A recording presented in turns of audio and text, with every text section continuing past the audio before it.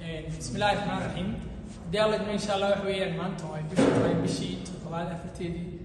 لبدي كل يوم لبيا لبعتنكي بلنكين وحوها إنه توابركو قادنا قابكو معقول سنة لو قرأ سيفيجا يو سيدي عندي أصلاً بعد سيادة قرأ إنتي نلو بلابين كا هنكيرو رسينينا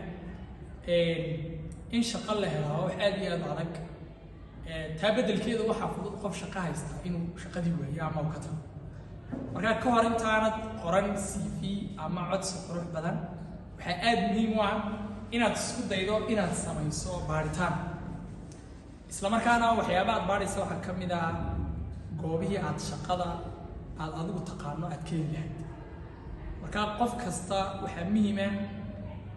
qaabka uu shaqada u raadiyo inuu xasuusnaado inay tahay qaabka uu shaqada u raadiyo marka qof kasta ha ogaado